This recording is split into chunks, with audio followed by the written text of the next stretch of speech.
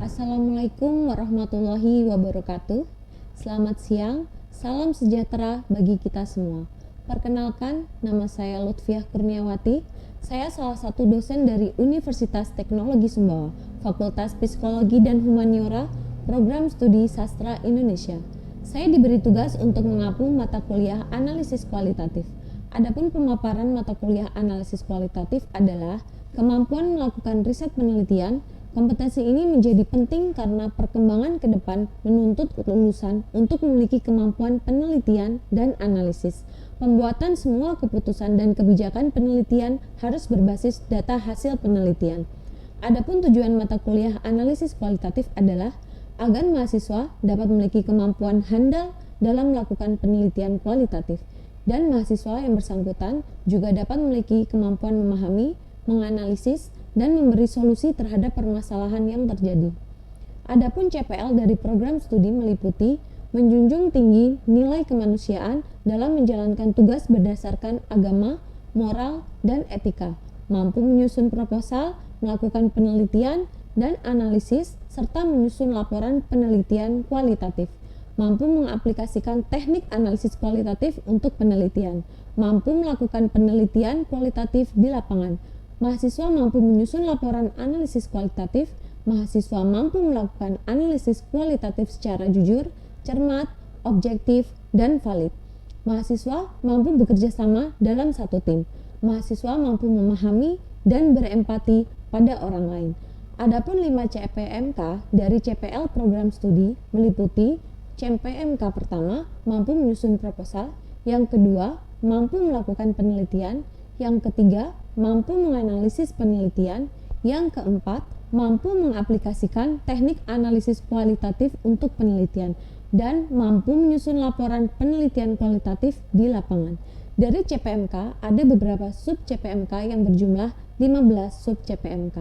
Bismillahirrahmanirrahim. Assalamualaikum warahmatullahi wabarakatuh. Waalaikumsalam warahmatullahi wabarakatuh. Selamat siang anak-anak. Siang, Bu. Sebelum saya mulai materi ya, saya akan mengabsen dulu tujuan. Pertama, Mardani, Miftah, Sugeng, Kasma, Titi, Ririn, Enda, Nuraini, hadir Bu. Leni, hadir Bu. Mutia, Hadir, Bu. Senja. Siapa yang tahu di materi sebelumnya di pertemuan ke-10 kita membahas mengenai apa? Ada yang tahu? Mengenai Ya, senang. mengenai konseptual penelitian kualitatif Dan definisi operasional penelitian kualitatif. Definisi operasional penelitian kualitatif. Sugeng, apa itu definisi konseptual penelitian kualitatif? baik. Penelitian kualitatif merupakan suatu pendekatan yang bertujuan untuk memahami fenomena dari sudut pandang yang lebih mendalam. Nah, metode ini juga berfokus pada interpretasi makna, konteks, dan karakteristik yang kompleks dari suatu fenomena serta memperhatikan perspektif individu yang terlibat. Oke. Ada yang tahu lagi apa itu operasional penelitian kualitatif? Definisi operasional penelitian kualitatif? Ririn? Ya, Ririn.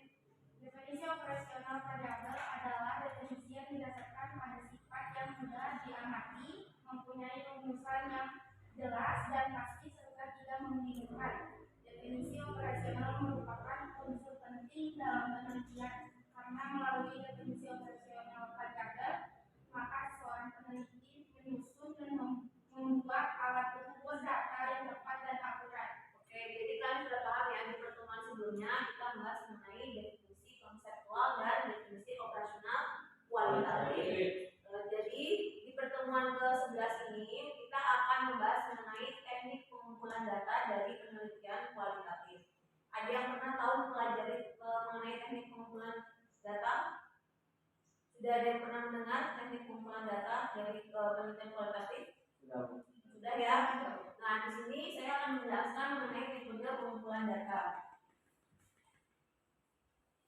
Di slide pertama, jelas nggak? Jelas.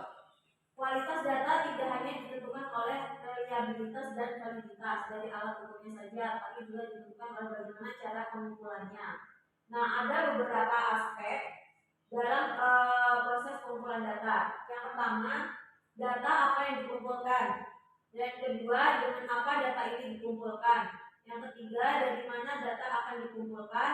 Yang keempat, kapan data tersebut dikumpulkan. Dan yang kelima, bagaimana cara mengumpulkan data. Jadi, untuk mengumpulkan suatu data, kita harus ada tata caranya sebelumnya. Jadi tidak hanya sekedar mengumpulkan suatu data. Ya, jadi ada aturannya dari awal sampai akhir. Jadi 5 aspek tersebut. Dan selanjutnya metode pengumpulan data. Di pengumpulan data itu ada beberapa metode. Yang pertama observasi, survei, lalu interview dan eksperimen. Nah, di sini di slide selanjutnya saya akan menjelaskan mengenai observasi. Ada yang pernah tahu apa itu observasi? Ya. Observasi itu pengumpulan data melalui pengamatan dan pencatatan oleh pengumpulan data terhadap gejala atau peristiwa yang diselidiki pada objek penelitian. Nah, jadi observasi adalah pengumpulan data melalui pengamatan dan pencatatan oleh pengumpul. Nah, jadi sebelum kita mengumpulkan data itu kita harus observasi terlebih dahulu. Nah, dikumpulkan datanya terhadap gejala peristiwa yang diselidiki pada objek penelitian. Sifatnya tidak ada interaksi antara objek yang diamati dengan pengamat pengumpul data. Jadi sebelumnya itu tidak ada interaksi sebelumnya. Jadi kita tidak tahu apapun mengenai lokasi atau tempat yang ingin kita teliti. Jadi kita observasi real, benar-benar kita observasi. Jadi tidak ada namanya perjanjian sebelumnya seperti itu. Itu namanya observasi. Ada yang bisa memberikan contoh dari observasi? Baik, saya. Ayo. Jadi observasi tentang jumlah kendaraan yang lewat di jalan tol rakyat atau jalan untuk menganalisis tingkat kepadatan lalu lintas jalan di tol Kota Semarang. Yang kedua itu contoh observasi tentang jumlah pengunjung Selawayang Seri Ratu untuk menganalisis minat konsumen dalam menentukan pilihan tempat berbelanja. Itu ada beberapa contoh dari observasi yang disebutkan oleh Sundar ya. Ada pertanyaan dari observasi? Jelas ya? Selanjutnya di slide observasi kita akan menjelaskan mengenai kelebihan observasi dan kekurangan dari observasi. Ada yang bisa sebutkan apa itu kelebihan dari observasi? Jadi saya Jadi yang pertama itu data yang diperoleh atau diupdate karena diperoleh dari keadaan yang terjadi pada saat itu. Yang kedua itu data lebih objektif dan jujur karena objek yang diteliti atau responden tidak dapat mempengaruhi pengumpulan data atau menutup kemungkinan manipulasi. Jadi kelebihan observasi itu akan tidak adanya manipulasi data. Jadi benar-benar real kita survei di lokasinya, kita mengumpulkan data di lokasinya, baru kita observasi. Pengumpulan datanya kita secara observasi. Kalau kekurangan dari observasi itu ada yang tahu? Ada yang bisa sebutkan?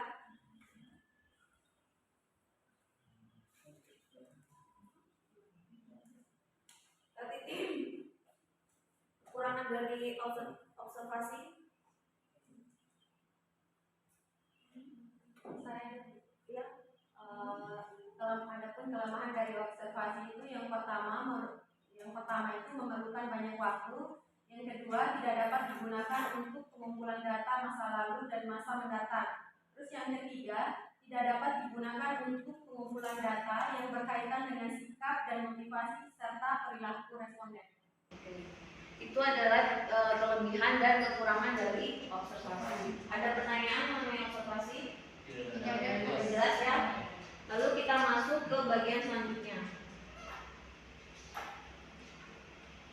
Survei. Pengertian survei adalah pengumpulan data melalui permintaan keterangan jawaban kepada sumber data dengan menggunakan daftar pertanyaan atau kuesioner angket sebagai alatnya. Jadi survei itu kita mengumpulkan data lalu kita sebarkan pertanyaan, kita sebarkan kepada responden. Nanti jawaban dari semua keseluruhan dari responden kita kumpulkan datanya baru kita olah. Itu namanya survei ya. Jadi surveinya itu setelah kita observasi lalu kita survei menggunakan sepertinya kuesioner seperti ini ya, seperti angket. Sifatnya terdapat interaksi antara objek yang diamati dengan pengamat atau pengumpul data. Jadi di survei itu kita ada namanya interaksi, ya. Kok beda lagi dengan observasi. Kalau survei kita ada interaksi langsung karena kita sedang angket, ya, di kuesioner itu. Kalau namanya observasi kita tidak ada namanya pendekatan oleh yang sumber data, ya. Ada yang bisa memberikan contoh dari survei? Ya. Ada beberapa contoh survei di sini. Yang pertama itu survei mengenai merek sabun cuci yang paling diminati oleh ibu rumah tangga. Adapun yang kedua, survei mengenai sistem pengelolaan persediaan barang di apotek Sehat Sejahtera Semarang. Oke, itu ada beberapa contoh mengenai survei, ya. Lalu di slide selanjutnya, ini adalah kelebihan survei dan kekurangan survei. Salah satu kelebihan survei adalah data yang diperoleh autentik, objektif, dan jujur karena berasal dari sumber data atau responden secara langsung. Jadi kita langsung interaksi dengan sumber data, makanya itu ada dinamakan penyebaran angket langsung gitu. Itu namanya survei. Beda lagi dengan observasi, ya. Itu namanya kelebihan dari survei. Lalu kekurangan dari kelemahan survei, ada informasi terselubung dari responden khususnya untuk informasi yang berkaitan dengan sifat, motivasi atau perilaku responden. Jadi kelemahan survei ini biasanya itu ada manipulasi data dari responden. Jadi dia dicatat kalau responden itu bahasanya berumurnya sebenarnya 20, ditulisnya berapa, seperti itu. Itu namanya kelemahan dari survei. Ada yang bisa memberikan contoh dari kelebihan survei? Saya Ya. kelebihan survei ada yang pertama, dapat diterapkan untuk pengumpulan data dalam lingkungan yang luas, bandingkan dengan wawancara yang lingkupnya terbatas. Dan yang kedua, dalam hal tertentu efisien dalam penggunaan waktu pengumpulan data. Oke, benar sekali. Lalu ada kekurangan survei yang tadi sudah saya sebutkan salah satunya. Ada yang bisa menambahkan mengenai kekurangan dari survei tersebut? Ya. Responden terkadang tidak menjawab apa adanya tetapi apa yang sebaiknya. Yang kedua, responden terlalu dibatasi pada jawaban-jawaban tertentu. Ketiga, responden sering tidak mengembalikan kuesioner. Keempat, sering muncul jawaban-jawaban yang tidak diinginkan dan tidak sesuai dengan yang diinginkan. Oke, jadi kekurangan dari survei itu biasanya si peneliti membuat statement tersendiri. Jadi sumber data itu tidak bisa, responden itu tidak bisa untuk mengklaim atau membuat statement tersendiri, statement dari dirinya sendiri. Jadi kita mengikuti statement dari si peneliti. Mau nggak mau, kita cocok tidak cocok, kita harus terima dengan statement si peneliti. Itu kekurangan dari survei, ya. Di sini ada pertanyaan mengenai apa itu survei dan contoh-contohnya maupun kelebihan dan kekurangan. Sudah jelas, ya. Lalu kita masuk ke slide selanjutnya. Nah, di sini ada namanya persiapan survei. Nah, sebelum kita untuk survei itu ada persiapannya, ya. Di antaranya perancangan kuesioner dan uji coba kuesioner. Lalu perbaikan penyempurnaan kuesioner, pemilihan responden dan pelaksanaan. Di perancangan kuesioner ada yang bisa menjelaskan perancangan kuesioner, ya? Ada beberapa poin yang perencanaan kuesioner ini. Yang pertama, diskusikan maksud dari kuesioner pada respondennya. Dan yang kedua, buat materi atau daftar pertanyaannya. Dan yang ketiga buat kode jawaban. Dan yang terakhir, buat pertunjukan menjawab pertanyaannya. Oke. Jadi contohnya itu perancangan itu seperti kita sebelum perang kita harus punya alat terlebih dahulu. Apa yang ingin kita bawa untuk berperang? Jangan hanya kita datang ke ladang untuk kita berperang, kita tidak membawa apa-apa. Seperti itu. Itu namanya perancangan kuesioner. Seperti tadi kita harus siapkan angket, pertanyaan dan lain sebagainya. Lalu selanjutnya uji coba kuesioner. Lakukan uji coba kuesioner dan analisis kekurangan kelemahan kuesioner. Perbaikan penyempurnaan kuesioner. Nah, contoh dari perbaikan penyempurnaan kuesioner seperti apa? Ada yang tahu? Ya, dengan melakukan perbaikan dan penyempurnaan kuesioner dari hasil uji coba. Tepat sekali. Selanjutnya pemilihan responden. Bagaimana memilih responden yang baik? Itu dengan menetapkan secara jelas kriteria dan siapa responden yang akan diberi kuesioner. Oke, siap. Dan tahap selanjutnya adalah pelaksanaan. Bagaimana pelaksanaannya? Melakukan pembagian kuesioner dan tetapkan teknik pelaksanaannya. Oke, nah kita masuk ke slide selanjutnya ya. Nah, di sini ada pembuatan kuesioner yang baik ya. Sebelum kita membuat kuesioner, kita harus memberi coretan atau membuat coretan bagaimana cara pembuatan kuesioner yang baik. Nah, sebelum kita buat, kita atur dulu kuesioner yang baik bagaimana. Lalu kita pilih ini cocok atau tidak di lapangan nanti. Ada yang bisa tahu, ada yang bisa jawab bagaimana cara pembuatan kuesioner yang baik? Saya tuh pembuatan kuesioner yang baik itu ada 7, yaitu yang pertama adanya petunjuk yang jelas mengenai maksud yang diberikan kuesioner. Terus yang kedua adanya petunjuk jelas mengenai cara pengisian kuesioner. Yang ketiga itu menggunakan kalimat yang mudah dimengerti dan tidak bias arti. Selanjutnya itu menghindari pertanyaan yang tidak jelas, tidak perlu dan tidak relevan. Terus menghindari pertanyaan yang sugestif bernada dan menekan atau mengancam dan lain-lain. Terus yang selanjutnya itu menggunakan urutan pertanyaan yang logis dan sistematis serta merahasiakan identitas responden agar responden objektif dalam hal menjawab. Oke. Itu maksudnya bagaimana? Kita harus merahasiakan responden. Itu karena apa? Karena data dari responden itu ada kalanya responden tidak ingin datanya tersebar luaskan. Jadi kita harus benar-benar merahasiakan data dari si responden. Karena kadang-kala ada responden yang benar-benar jujur atas jawabannya dan dia tidak ingin diketahui data dari dia. Ya, ada pertanyaan dari ini survei? Sudah jelas ya? Terus bagaimana cara pembuatan kuesioner yang baik dari tahapan-tahapan tersebut. Jadi sebelum kita sebar kuesioner, kita harus benar-benar mantap membuat statementnya seperti apa, contohnya harus yang benar, kita pilih kuesionernya yang sebelum kita sebarkan. Nah, di slide selanjutnya ini namanya bentuk-bentuk kuesioner. Bentuk pertanyaan tertulis terbagi menjadi kuesioner tertutup, kuesioner terbuka, dan campuran. Ada yang bisa menjelaskan apa itu kuesioner tertutup? Memberikan contoh. Asma? Kuesioner tertutup contohnya itu apakah Anda pernah menonton film Indonesia? Oke. Yang kedua, kuesioner terbuka contohnya menurut Anda bagaimana kualitas dari film Indonesia? Dan yang ketiga, campuran contohnya pertanyaan, apakah Anda pernah mengikuti penyuluhan tentang kesadaran berlalu lintas? Jadi maksud di sini contohnya kuesioner tertutup itu seperti tadi yang disebutkan oleh Hasna ya. Apakah Anda pernah menonton film Indonesia? Itu jawabannya tidak pernah dan pernah. Itu jawab dari kuesioner tertutup. Jadi dia hanya bisa menjawab tidak pernah dan pernah. Dan di kuesioner yang kedua, kuesioner terbuka, menurut Anda bagaimana kualitas dari film tersebut? Itu kenapa bisa terbuka? Karena dia bisa memberikan statement dari film tersebut. Jadi, ya, paham ya? Lalu yang ketiga campuran. Contoh pertanyaan 1. Apakah Anda pernah mengikuti penyuluhan tentang kesadaran berlalu lintas? Dan jawabannya pernah, tidak pernah.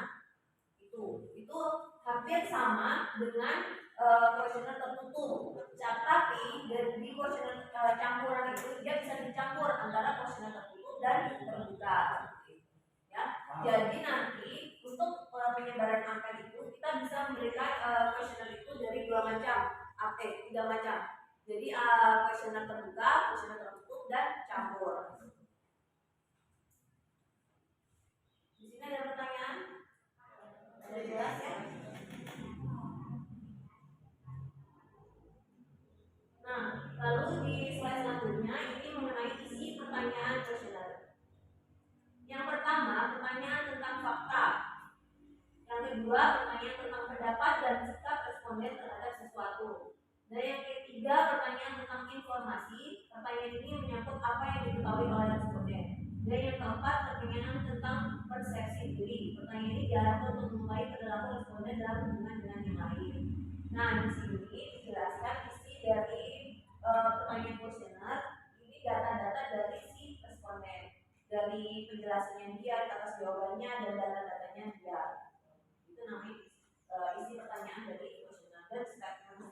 jawaban dari pertanyaannya tersebut.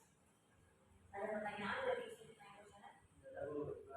Oke, jelas. Kita masuk ke slide selanjutnya.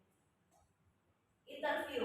Nah, ini teknik pengumpulan data, ada juga yang interview. Jadi tadi apa? Observasi, lalu selanjutnya Interview. Kita masuk ke interview atau wawancara. Ada yang tahu apa itu interview atau wawancara?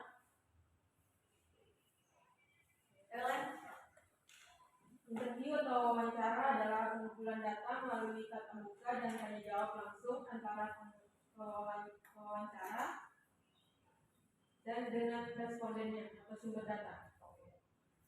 Bisa sebutkan, berikan contoh mengenai interview? Ya, Hasma. Jadi ini contoh interview atau wawancara. Ada 4. Yang pertama, menerangkan maksud wawancara dikaitkan dengan tujuan demikian. Yang kedua, menjelaskan mengapa responden dipilih untuk diwawancarai. Yang ketiga, menjelaskan identitas dan asal-usul pewawancara. Yang keempat, menjelaskan sifat wawancara atau terbuka dan tertutup. Ada beberapa contoh dari interview yang sudah disebutkan oleh Hasma ya. Nah, sifat dari interview adalah terdapat interaksi dan komunikasi antara pewawancara dengan responden. Jadi kita wawancara itu langsung interaksi face to face, ya, bukan wawancara secara online, wawancara secara by phone. Jadi langsung face to face. Kita tahu bagaimana respon dari yang kita wawancarai. Jadi kita bisa lihat bagaimana sikapnya, bagaimana mimik wajahnya, dia setuju dengan apa pertanyaan kita, seperti itu. Ya, itu namanya interview. Jadi kita harus benar-benar face to face. Itu namanya wawancara. Kalau tidak face to face itu bukan disebut dengan wawancara. Sudah jelas? Selanjutnya kita akan membahas mengenai komponen dan faktor yang mempengaruhi dalam suatu wawancara. Ada yang bisa sebutkan komponennya? Hasma. Komponen wawancara atau interview itu ada 4. Yang pertama, pewawancara. Yang kedua, responden. Yang ketiga, materi wawancara. Dan yang terakhir, situasi wawancara. Wawancara, contohnya karakteristik sosial, kemampuan, motivasi, dan rasa aman. Kalau responden, karakteristik sosial, kemampuan, motivasi, rasa aman. Materi wawancara, kepekaan pertanyaan, kesukaran pertanyaan, dan substansi. Dan yang terakhir, situasi wawancara, ada waktu, tempat, kehadiran orang lain, dan sikap masyarakat. Jadi sudah jelas ya mengenai teknik wawancara dan komponen-komponennya. Ada pertanyaan mengenai wawancara? Tidak ada? Lalu kita masuk ke eksperimen atau percobaan, ya. Jadi selain dari observasi, survei, lalu tadi apa? Interview, setelah itu eksperimen. Apa itu eksperimen? Ada yang tahu? Ya, jadi eksperimen ini pengumpulan data melalui pencatatan langsung dari percobaan atau pengukuran sifat. Terdapat penggunaan alat ukur atau metode eksperimen tertentu. Tahapan eksperimen atau percobaan: 1. Identifikasi semua variabel yang relevan. 2. Identifikasi variabel non eksperimen yang mungkin mengganggu eksperimen. Yang ketiga, tentukan alat ukur atau instrumentasi yang dipakai. 4. Rancangan dan metode eksperimen yang akan dilakukan. 5. Tentukan kebutuhan yang diperlukan untuk eksperimen. Ya, lakukan eksperimen atau pengukuran. 7. Catatan dan data hasil eksperimen atau pengukuran. Nah, itu tadi contoh-contoh atau tahapan eksperimen ya, dan dideskripsikan oleh materi. Selain mendeskripsikan mengenai eksperimen, materi juga menjelaskan mengenai tahapan. Kita pakai lengkap.